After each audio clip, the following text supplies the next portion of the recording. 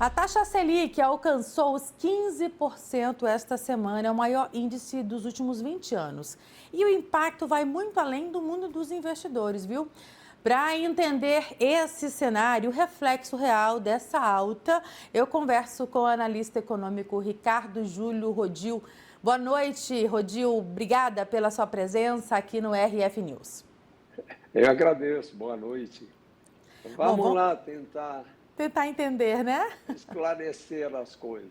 Perfeito. Rodil, na prática, que é o que a gente de fato quer saber, o que a alta da Selic muda na vida do brasileiro, né? Em que situações ela tende a pesar mais? Olha, essa alta foi realmente pequena, então, na verdade, nós não podemos culpar essa alta. Na verdade, o nível da Selic está muito alto. Mas temos que entender uma coisa: isso tem reflexo, sem dúvida, no bolso de forma mais ou menos direta, porque encarece o crédito, tanto o crédito para o consumidor, quanto o crédito para algum empresário que vai ter que repassar essa alta nos preços. Então, é uma bola de neve.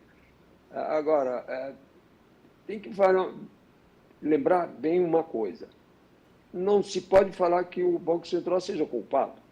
Ou seja, o Banco Central tem uma missão exclusiva no que respeita à política monetária, que é segurar a inflação em níveis aceitáveis. E é o que ele está fazendo. Acontece que, do outro lado do balcão, nós temos um governo, e quando falo governo, falo executivo e os próprios Congresso também, mas do lado perdulário, mas do lado de não aceitar que tem um compromisso em segurar o gasto e de melhorar o gasto público, de modo a não produzir déficit, porque o déficit acaba indo para a dívida pública, então o governo se endivida. Quanto mais endividado está o governo, mais altos são os juros que ele tem que pagar para convencer alguém para financiá-lo. Então, aí tem uma roda que não deixa de girar no sentido contrário aos próprios interesses da população.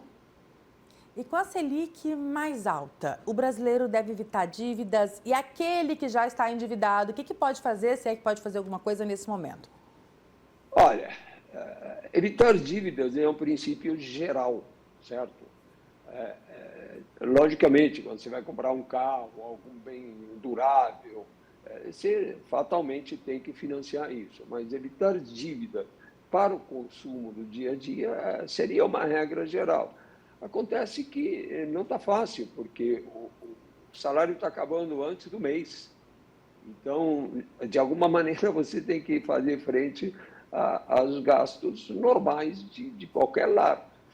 Agora, para quem já está endividado, a saída clássica é renegociação. O que quer dizer renegociação? Sentar com o credor, sentar com o banco e tentar obter um maior prazo, se possível, um menor juro, renegociar de modo a que as prestações para pagar essa dívida caibam no teu orçamento do mês a mês.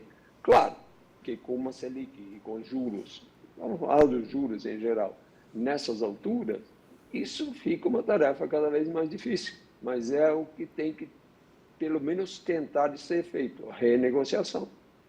Por outro lado, há algum benefício, por exemplo, para quem consegue guardar dinheiro nesse período? Por um lado, sim, mas eu só queria alertar uma coisa: esse benefício pode ser um pouco ilusório. Quer dizer, tudo bem, em lugar de 20% ao ano, eu vou passar a ganhar 22% na minha aplicação.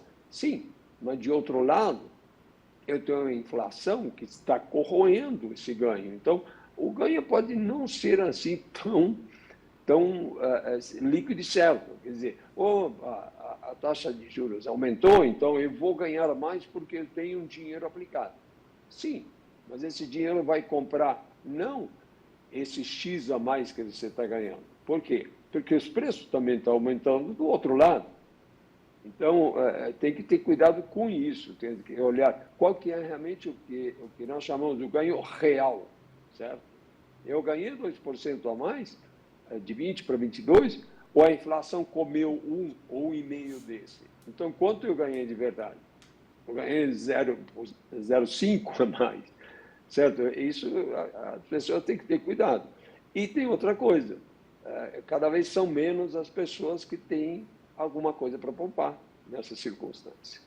Bom, então o recado é cautela em todas as situações. Quero agradecer muito Total. a você que falou com a gente aqui nessa sexta-feira. Ricardo Perfeito. Júlio Rodil, ótimo fim de semana para você, Rodil. Para Obrigada. vocês também, agradeço o espaço e fico à disposição. Até a próxima.